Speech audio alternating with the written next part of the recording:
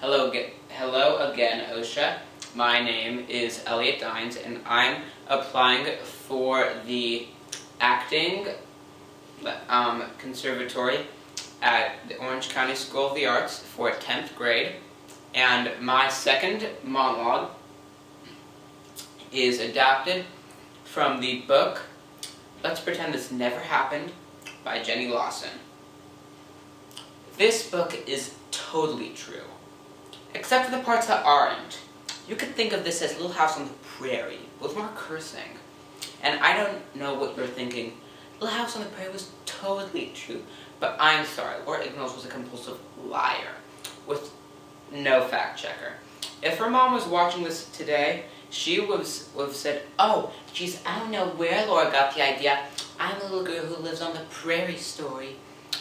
Even though when we lived in New Jersey with our Aunt Frida and our dog Mary, who was blinded when Laura tried to bleach a lightning bolt on her forehead. Also, I don't know where she got the idea. I'm a little girl who lives in a dugout, although we did go to Carlsbad Caverns once.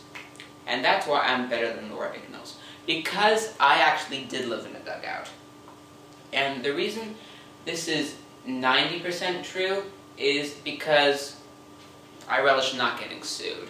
And also, I want my family to have that moment where they're reading through this and they're like, that never happened. I mean, we didn't actually throw her out of a moving car when she was 8. That's one of those other crazy things that are totally not true. And they're right, because I was 9. I was sitting on my mom's lap. My dad made a hard right, and the door plopped open. And I was tossed out like a sack full of kittens. My mom had managed to grab my hand, which would have been useful if my dad actually stopped the car. Instead, I was dragged through a parking lot, which on the ground happened to be broken glass and used syringes. I learned 3 things that day. 1, car safety in the late 70s was not suitable for children.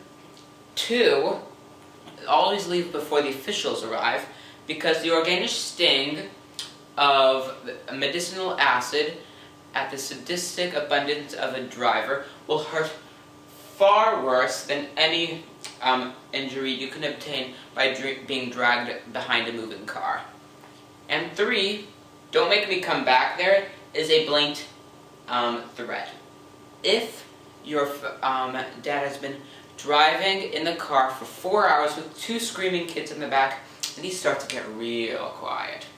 In that case, lock your doors and tuck and roll. And I know he didn't actually intentionally throw me out of the moving car, but the opportunity presented itself, and my dad is not a man to be trusted. Have you noticed that half this introduction I've been rambling parenthetical? Well, that's going to be happening a lot, and I am sorry for it. I'm also sorry for offending you, because you're going to get halfway through this story and be reading about Hitler or poverty, and you're going to be laughing and feel above everybody else. Those people who are oversensitive need to learn to take a joke. But still, you're going to be reading halfway through this, and while everybody else is laughing at something, you're going to say, "Whoa, that was over the line." And for that, I'm sorry. Honestly, I didn't know what I was thinking. Thank you, OSHA. I hope you take my monologue into account.